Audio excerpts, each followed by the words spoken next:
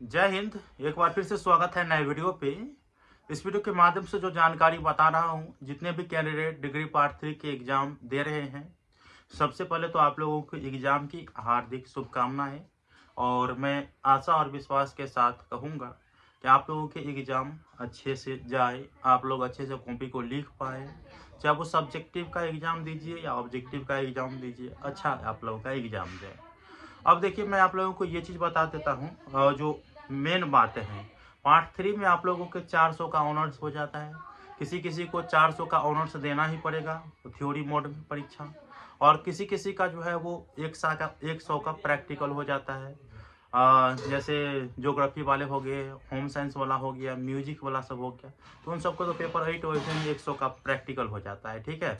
अब मैथ वाले कैंडिडेट है जिसको पेपर 5 में 10 अंक के वाइवा देखने को मिलेगा, पेपर 6 में 10 अंक के, पेपर 7 में 10 अंक के, और पेपर 4 में आप लोगों को 30 अंक के देखने को मिलेगा। ठीक है। इस प्रकार से मैथ वाले को भी टोटल जो प्रैक्टिकल समझिए या वाइवा समझिए, वो 60 अंक के देखने को मिल जाता है। तो वो तो एग्जाम बाद में होगा सभी का प्रैक्टिकल वाला।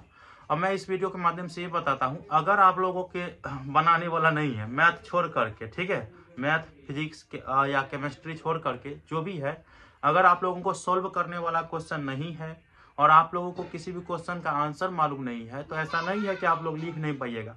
उससे रिलेट करके आप लोग जरूर सभी क्वेश्चन का आंसर दीजिएगा। बात रही मैथ वाले कैंडिडेट का, फिजिक्स वाले कैंडिडेट का, केमिस्ट्री वाले कैंडिडेट का, तो किसी भी क्वेश्चन को आप लोगों को छोड़ना नहीं है। इस हिसाब से आप लोगों को परीक्षा देने के लिए जाना है। और सभी कैंडिडेट किसी भी क्वेश्चन को छोड़िएगा नहीं। जितना क्वेश्चन बनाने के लिए बोला जाए उतना क्वेश्चन को आप लोगों को बनाना है। सही हो गलत हो, आप लोगों को बनाना है। अगर गलत भी है तो कुछ ना कुछ अंक दे ही देता है। तो इस हिसाब से आप लोगों को ये समझना है कि मेरे पास जो समय है उसमें सही गलत सभी प्रश्नों का उत्तर देना है। लेकिन ऐसा नहीं है कि पहले से ही गलत देने का प्रयास कर लीजिएगा, नहीं। पहले ही गलत प्रश्न का उत्तर देने का प्रयास नहीं करिएगा। क्यों? तो मैं आप लोगों को बता देता हूँ। ऐसा तो नहीं है कि जो क्वेश्चन आप लोगों को पूछा जाएगा और उसमें से आप लोगों को कोई क्वेश्चन नहीं याद होगा जरूर कुछ ना कुछ, किसी भी क्वेश्चन का आंसर याद होगा। तो उसी क्वेश्चन को सबसे पहले आप लोगों को उत्तर देना है।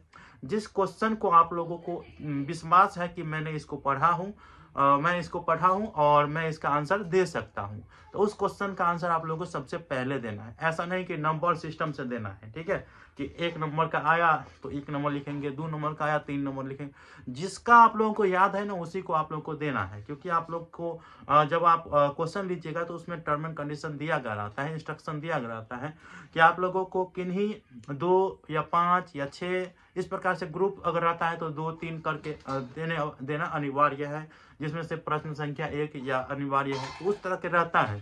तो वो चीज आप लोगों को देख लेना है। ठीक है। और जो भी कैंडिडेट है प्रयास करिएगा, मैथ में तो सोल्व करने वाला रहता है, जितना में सोल्व हो पाएगा उतना होगा। ठीक है, लेकिन अच्छे राइटिंग के साथ सोल्व करने का प्रयास करिएगा, नहीं तो नंबर कटेगा। और बात रही फिजिक्स केमिस्ट्री, जो भी है डायग्राम अगर अच्छा चाहिए बनाना है तो आप लोगों को अंक मिलेंगे। डायग्राम के हिसाब से आप लोगों को बनाना है जो फिजिक्स केमिस्ट्री वाले कैंडिडेट हैं। अब बात रही कि जितने भी कैंडिडेट जो आर्ट के हैं या कॉमर्स के हैं, कॉमर्स में भी अकाउंटेंसी है, उसको तो बनाना ही पड़ता है।